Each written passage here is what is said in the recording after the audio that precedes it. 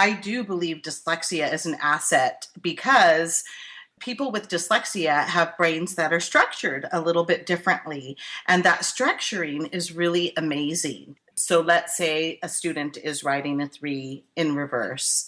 What that really means is that the student is capable of, in their mind, being able to flip and rotate shapes. Now that's amazing. That's a really important skill for engineering, for architecture, for design, for, painting. And it's something that we take as a negative, but really it is a positive when you look at that capability.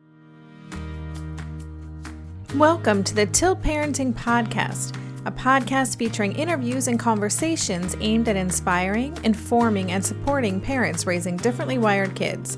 I'm your host, Debbie Reber, and today's episode features a conversation with dyslexia specialist Heidi Nord. A former teacher and reading specialist, Heidi is founder of the tutoring and coaching practice, The Brilliant Dyslexic. She coaches and leads workshops for kids, parents, teachers, and tutors in the areas of dyslexia, student success, and mindset development. I've been virtual friends with Heidi for a number of years now, so it was great to connect through the podcast and learn more about her work. Heidi is an expert on dyslexia, and I just love her passion and energy behind supporting children with dyslexia. She believes wholeheartedly that dyslexia is an asset, and she explains exactly why that is, as well as shares her insights as to how parents can support their kids if they have dyslexia. Oh, and before I forget, we're giving away one of Heidi's books for children, Thought Flipping, as part of this episode. I'll explain how to be entered to win that book at the end of our conversation. To learn more about Tilt, the revolution for parents raising atypical kids, visit www.tiltparenting.com. Hey everybody, this is Debbie Reber on the Tilt Parenting Podcast, and I'm here today with dyslexia and ADHD specialist and founder of The Brilliant Dyslexic, Heidi Nord. And Heidi worked as a teacher and a reading coach for 16 years before creating her practice in 2007, which helps students, parents, teachers, and administrators with training in the areas of dyslexia, student success, and mindset development. And Heidi's also written 4 books, including Thought Flipping and Right, and her focus is on helping clients learn easier, grow flexible brain pathways, and generate a positive mindset for success. That all sounds really great to me. So welcome to the show, Heidi. Thank you so much for having me on. As you know, we are a relatively new podcast, and so far we've been kind of, dipping our toe in the water of the world of differently wired kids. So we've been kind of doing episodes on a whole range of different issues and different types of neurological differences that many children are dealing with. But we haven't yet had anyone on the show talk about dyslexia. So I'm just really excited to be able to bring you on in that capacity. Right. Yes. I love the work that you're doing in the world because I think we're seeing more children that are differently wired. And so I love that you have that term and that you're bringing that focus more into the light, because that's really what we need, is for people to understand other people who are differently wired. So, and dyslexia definitely falls under that category. So I'm happy to be here. Thank you. And thank you for the kind words about Tilt as well and differently wired. It seems like that language is resonating with a lot of people, which is really exciting for me to see. So, well, just as a way to get started, maybe you could just tell us a little bit about what it was that led you down this path of creating The Brilliant Dyslexic and doing what you do. Sure. So when I was a kid, I had an Uncle Alan, who had Down syndrome. And I remember being really young and sitting at my parents' kitchen counter, teaching him how to read. And it's one of those memories just that sticks with me. And I just kept trying different things, different strategies. And I was really young. I was like 7. And I always, pretty much since I was a kid, I really wanted to be a teacher. I knew that was my path. So when I got my teaching credential and I had my first class, it was in North Hollywood in a really low income neighborhood. And of the 6th graders, their reading levels varied from pre-kindergarten to 8th grade. And I realized that even though it was a low-income neighborhood, a lot of these kids had been going to the same school and area schools. So largely they had received the same instruction.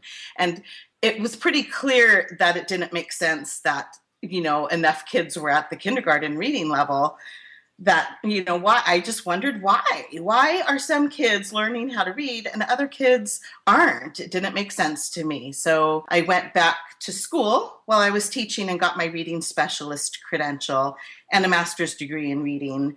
And I feel like that question just has been with me almost my entire life. So I went back to get the reading specialist credential, and ironically at that time I graduated in 1994 with that, and nothing about dyslexia was said in that program. Wow. I know. So the challenge we have is that a lot of teachers have not been trained about dyslexia.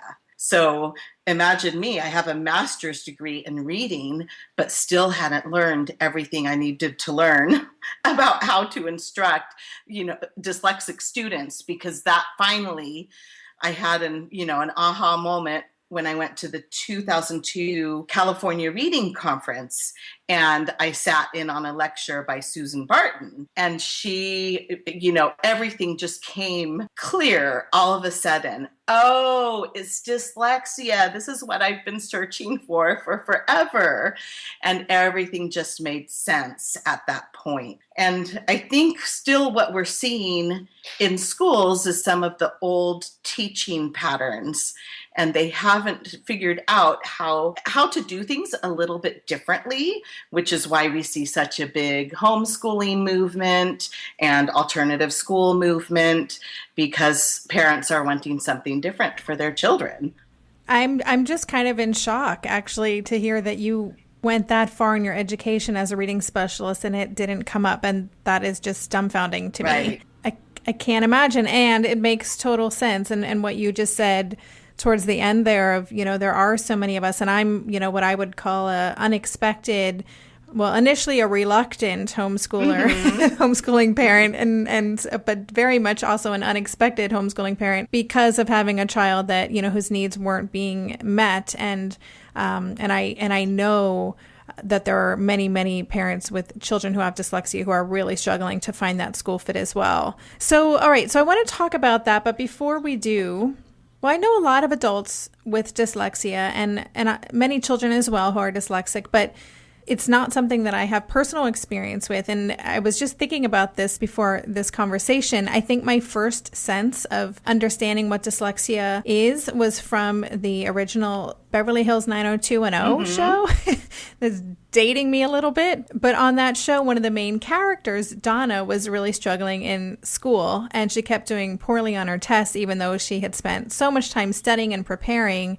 And she got really down on herself and was kind of convinced that she just wasn't as smart as her friends until it was discovered that she had dyslexia. And once that discovery was made, she was given these special accommodations for her schoolwork, and then things really turned around for her. So thanks to Beverly Hills 90210, I learned a little bit, I think, about dyslexia. But I imagine that there are many parents, who are listening to this who haven't been personally impacted. They might not have a super clear understanding on exactly what dyslexia is. So could you kind of explain to us what dyslexia entails? Sure, I'd be happy to. So dyslexia, if we look at that word, dyslexia, the literal meaning is difficulty with language. So the dys means difficulty with, and the lexia is language. So, and that's the basic definition. So this difficulty with language has nothing to do with IQ. It's just that it's really hard to break language down. So there are some essential pre-reading skills that people need in order to start building their reading levels. And what happens is, because dyslexia is language-based, typically what we're missing in schools is we are diagnosing it. We're trying to diagnose it too late. So we wait until a person starts having trouble reading. So we wait until sometimes the 3rd and 4th grade, when really it can be assessed for in kindergarten because it has to do with language. So there's a lot of speech patterns you'll see with dyslexia. One is changing the sounds in words. And the syllables in words. So saying something like biscotti for spaghetti or hospital for hospital. So there's just some issues with language. And what's happening is somebody with dyslexia believes they're saying those words correctly, but they aren't. So they need help with, at the sound level, just processing sounds. And it's interesting because we wait until students in schools start failing, there winds up being a whole mass of mindset issues of people thinking that they aren't successful or they aren't smart enough. So for me, that's a huge area of dyslexia that we need to do some work with. Yeah, absolutely. I know of parents who have children with dyslexia who, when they made the discovery, it connected so many dots for them, but it was really heartbreaking for them to realize how much their children have been, overcompensating and working so much harder at things and wondering why this is so hard for me. And that's surprising to me also that it is being diagnosed so late, that it takes that long for those connections to be made. With the research we have, it's amazing to me. And with all of the social media, it's been challenging to get teacher mindsets to change. So a lot of teachers do know about dyslexia. So in Napa, dyslexia is known fairly well, and my number one referral resource is teachers. But we still need even more filtering of dyslexia instruction and what to spot in the classroom, because it's so important, because it can take a world full of pain away from the student who's having difficulty. Typically, when a student who comes to me learns they're dyslexic, it's majorly relieving, because they know, oh, okay, that makes sense, because then it doesn't mean anything about their intelligence. But all this time they've been thinking, oh no, I'm just not smart enough to do this, and why can't this come easily to me? Whereas when they have a name for it and figure out, oh, this means I'm extra bright, it's just that the language piece will be a little bit more challenging. It's really life-changing to come to that conclusion for students. Yeah, I bet. We see that with our son who has ADHD and Asperger's. It was very interesting. I mean, he was happy to find out what was going on with him. He kind of embraces his diagnoses. They explain a lot about who he is, and it kind of empower him in that way. So that makes total sense. So going back to something you said, I'm just curious just about the education piece, and with teachers not being trained to look for this or really even understanding it. Do you feel like there is some resistance to kind of acknowledging or supporting dyslexia in school systems? What's your experience been in that with schools? In general, it really is school site dependent. Even in Napa, I know the schools where they understand what it is, and I recommend those schools first because they know what they're dealing with. And in other places, yes, I do find resistance, and that's something I'm super passionate about this. So it's a lifelong path for me to address that, because helping people with dyslexia, it is so important because of their intellectual capabilities. When you have a dyslexic student who is confident, they're going to make some world-changing inventions.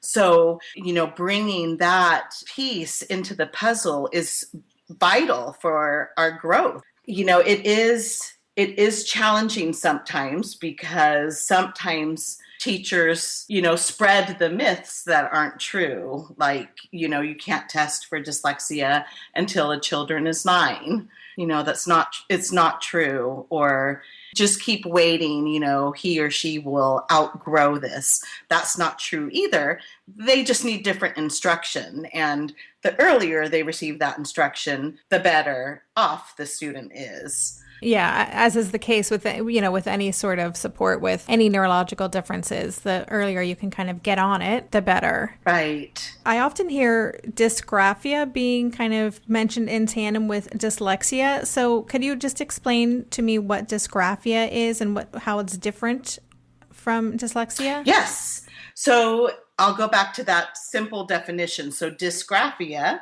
literally means the dys is difficulty with, and graphia is writing. So some students, and this crosses over into ADD, ADHD, and then autism also, right? The autism spectrum. So, and some students have dysgraphia paired with dyslexia, and some students don't. But really, it's challenging for students who have it to have the fine motor skills to make letters, not just correctly, but readable. And what happens specifically with dyslexia is what we want is something called dual coding. So if I'm listening to a recording of somebody reading, I'll learn even more if I'm reading along while the person is talking, is reading the book. Or I will learn more if I use a speech recognition program that will type for me. So the same thing happens with your handwriting when you're thinking about what you're going to write and you're writing it, you get that dual coding. And that's partly the challenge in somebody who has both dyslexia and dysgraphia is, you're not getting that dual coding because it's harder to form the letters correctly. And typically with students with dysgraphia, one of the things that I like to do is to have them make more gross motor movements with the letters than the fine motor. So on your hand, if you take a look at your hand and you wiggle your thumb is actually a gross motor movement. And your fingers are fine motor movement directed. So oftentimes people with dysgraphia will have a fist grip because they're trying to involve the thumb because those gross motor movements are easier to make than the fine motor. So that typical like grip with with a pen or a pencil is hard to make with that, tripod. So yeah, you're looking for the thumb grip and or hands that hurt. Often, their hands hurt. So what I like to do is have them skywrite, so in the air, so they can take their whole arm and write words that way, because then they get the dual coding, but with the gross motor movement, which is easier than the fine motor movement. So interesting. So, I know that a lot of the parents who are connecting with Tilt have children who are twice exceptional. And I a lot of the children that I know who are dyslexic and adults are also gifted. Is that something that is pretty common to see those two go hand in hand? Definitely. It is. And one student I can think of, let's call him Max. He was at a school in Napa and he wasn't really getting the correct instruction, and environmentally he was having a tough time. And so eventually the parent decided to have him go into independent studies. And then I suggested he get tested as gifted, and that happened almost immediately. And then, pretty much a different child emerged, because whereas the environment he was at wasn't helping him thrive, he was able to leave that environment and then get the tools he needed and the self-confidence piece as well. So yes, I do find that is very true, that these students are gifted. I think with a lot of twice exceptionalities, it does tend to come as a surprise, especially for the child themselves. As you know, a lot of times ADHD is paired with giftedness, Asperger's paired with giftedness, and the disorder or the difference can sometimes mask that giftedness. And I think that makes it really tricky. And it takes a lot of work on a parent's part, I think, to advocate for their kids or someone like you in their life to say, hey, I think we should test for this as well. And that's so cool to hear about Max, that, you know, he had this kind of total shift in his experience with school. That's very cool. It was really neat to see and to have it happen so quickly. But yeah, definitely that, you know, I see these kids a lot and they're dyslexic and they wind up being gifted also.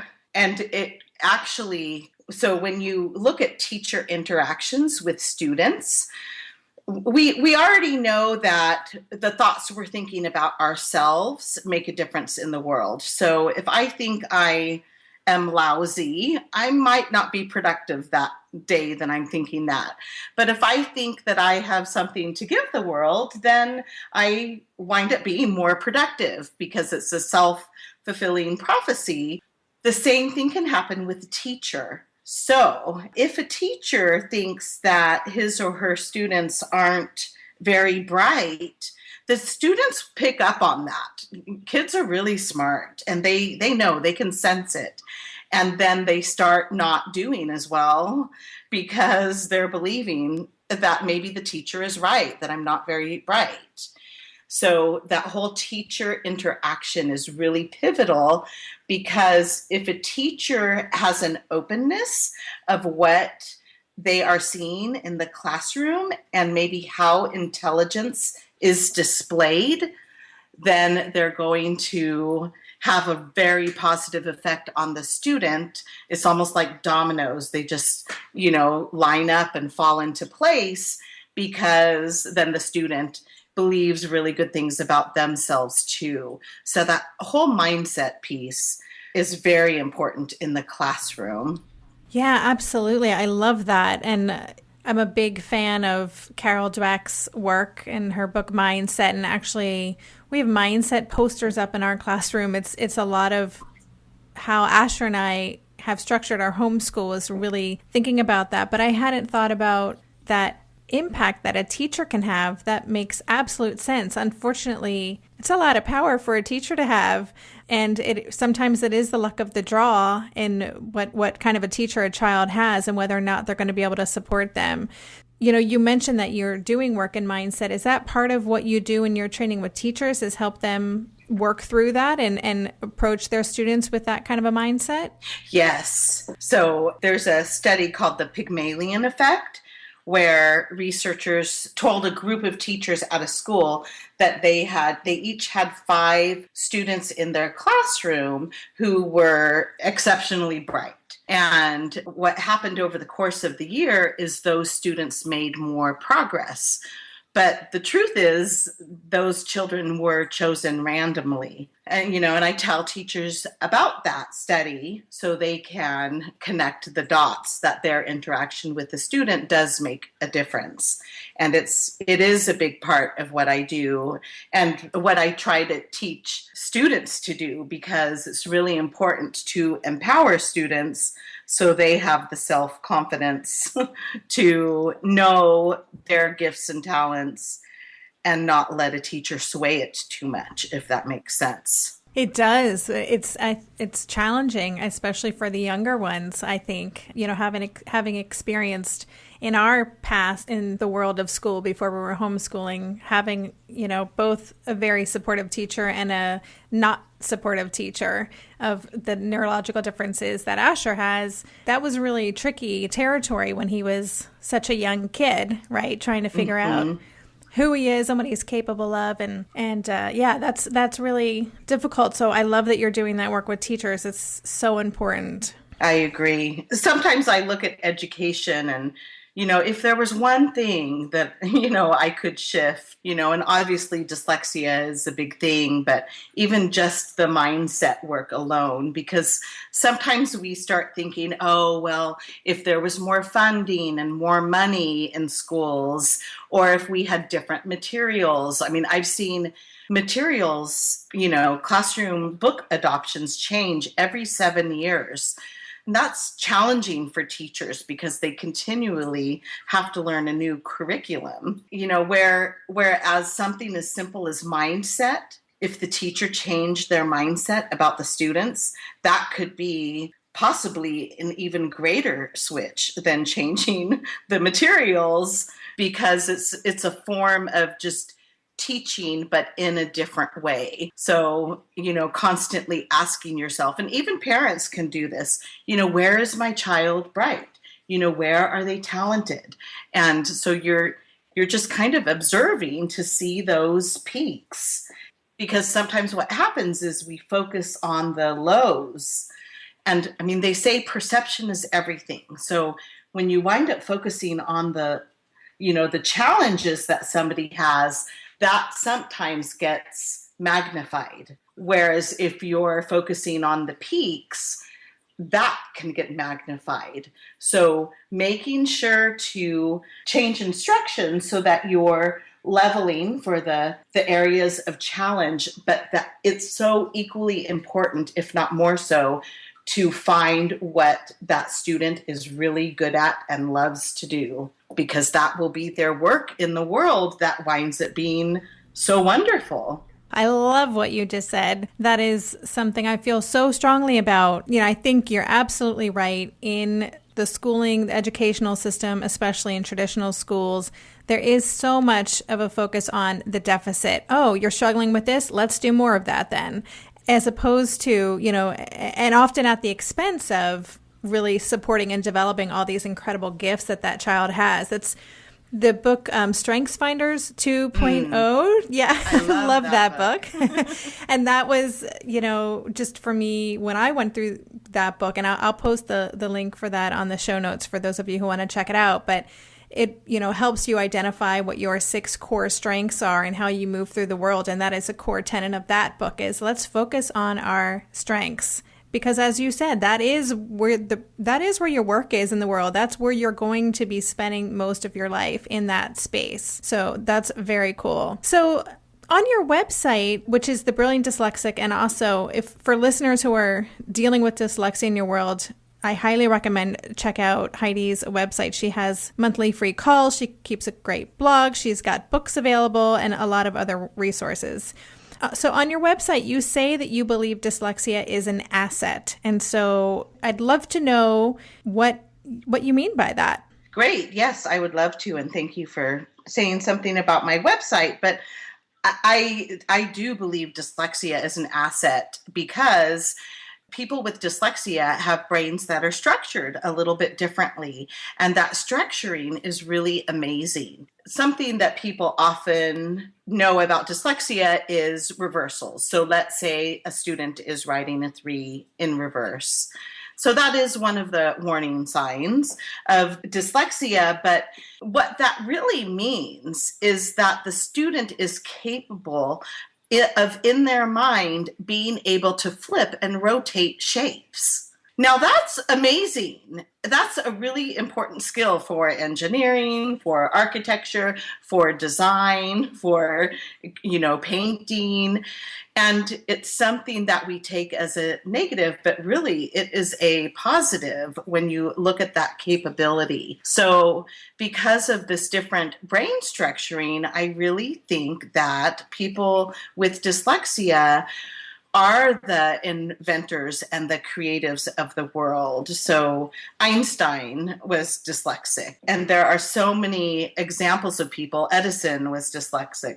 So many examples of people who have made such amazing things with the capabilities that they have. And I think that's why I'm so focused on that part of it, because, and like you said, with the Strength Finders book, we need to highlight all of those positive things. And one of the interesting things that's actually happening now, because technology is changing so fast, even Google has a really great speech recognition program, but they also have a reading program where you can track how many words a student is reading. So that's an example of a company who probably has a lot of dyslexic employees, because people who are good with technology can think completely out of the box and differently. And that's what a technologically advanced company needs, is somebody who can think of creative things. So they're coming up with ideas that will enter the classroom that has nothing to do with, maybe educational jargon or the standards that each state has come up with that students need to learn. So it's one of the pivotal things I think that will help. I mean, even NASA actually recruits people with dyslexia. And it's because of that unique thinking capability. So it's definitely something, I mean, I really think in the next 5 to 10 years, people will be wishing they were dyslexic or their children were dyslexic. It's a really exciting time to have some of these capabilities. It really is. I love that companies are recognizing the gifts that come along with differently wired people and the way that they experience the world. Yeah, I just read an article a few weeks ago about some companies who are specifically looking for employees with Asperger's because of the unique way that they're able to deal with technological data. And I think it's fantastic. I always say that being differently wired, it's part of our evolution as a species. It is. It definitely is, because we're making a collective leap in consciousness, but also in intelligence. I mean, they're paired. You can't leave one without the other. At least I don't think so. So the differently wired is really important for what's happening on an evolutional process, definitely. And that companies are recognizing this. It's time for schools to get up to speed with all of these new pieces of research. Absolutely. Before we go, do you have any tips or strategies to share with listeners who maybe they suspect their child might be dyslexic? Maybe their children are younger, 3, 4, 5, or with listeners who have a dyslexic child and they want to be, support them as best as they can. What kind of tips do you have for them? For me, knowledge is power. So looking more into what dyslexia is and how to teach toward that is a really good idea. And know that some teachers will be aware of dyslexia, but some won't. So it's important to do your own research. So there are plenty of websites, and I can give you lists of websites to look for instruction about dyslexia and or whether or not you may have it. But basically, it is not something that is challenging to diagnose. And sometimes people try to complicate things. So one of Einstein's quotes is, oh dear, I'm not going to think of the whole one, but we complicate things. We need to make things simple. So dyslexia, if you look at some of the warning signs and your, kids fall into that, they probably do have it because it affects 15 to 20% of the population. So like anything else, it goes on a continuum from mild to moderate to severe. But you want to figure out where you are on that so that you can be helped by school. But I guess the biggest message is to not take that as your child isn't learning, but just to look at it as a language processing issue, and that the student knows they're really intelligent. And sometimes that means, so if because sometimes we need to have our kids go to school, right? It's not always realistic for everybody to homeschool. It's just not. Absolutely. People are working, it's not always realistic. So I think calmly, going to bat for your kid.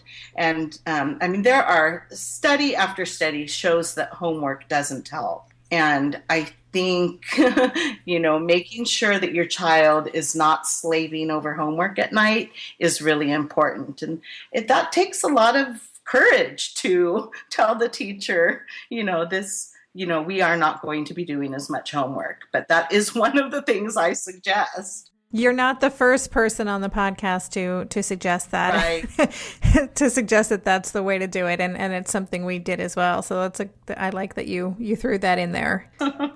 More is not better.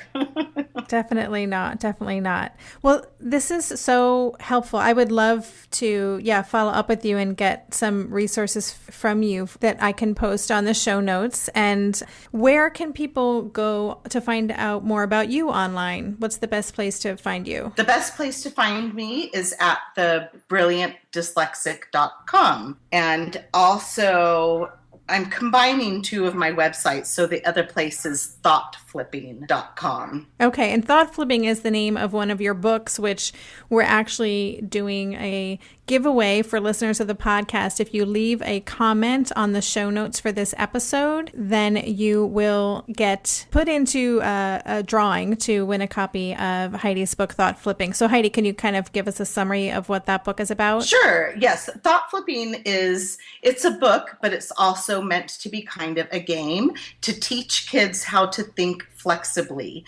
The idea that we could choose our thoughts was really surprising to me at the age of 38. I had no idea that, I just kind of believe what somebody's impression of me or, what my parents thought of me. I never really thought about that I could change my own thinking. And I think it's really important that students get this message really early on because it can change the way the student is perceiving him or herself. So it is a book geared for, 8 to 10-year-olds. And it actually also has some cards that come with it. So you can put your negative thought down and then feel where in your body you feel that negative thought. And then you flip the card over and you can write down a better feeling thought and where you feel that thought. So it's encouraging kids to get in touch with their body's knowledge and believing something different about themselves. And I think that will be, really good for healing as well. I love that. I'm going to have to get a copy of that book for us too. I'm always talking with Asher about that, how our thoughts control our emotional experience and how can we think about this differently. So at the show notes for this episode, you can leave a comment and you'll be put in a drawing to win a copy of that. So thanks for that, Heidi. And just one more big thank you for being on the show today, sharing so much tremendous information. You clearly know your stuff, and it's just been really fascinating for me to hear about something that was kind of a new topic for me. So thank you again for coming, and have a great rest of your day. Thank you so much, Debbie. I love the work you're doing in the world, and this was a lot of fun. Thank you so much for tuning in to the Tilt Parenting Podcast. To learn more about Heidi and her work through The Brilliant Dyslexic, visit her website at www.thebrilliantdyslexic.com. For links to all of the resources mentioned in this episode, visit the show notes at tiltparenting.com/session11. And we're giving away one copy of Heidi's book for children, Thought Flipping. To be entered in the drawing to win Heidi's book, just leave a comment on the show notes post, and we'll choose a winner at random by June 15th. For more information on all of the podcast episodes, visit tiltparenting.com/podcast. Lastly, if you like what you're hearing, please consider subscribing on iTunes and leaving an honest review. That really helps us get more visibility so more parents can become aware of Tilt. Thanks again for being part of the Tilt community. For more information on Tilt, the revolution for parents raising differently wired kids, visit www.tiltparenting.com.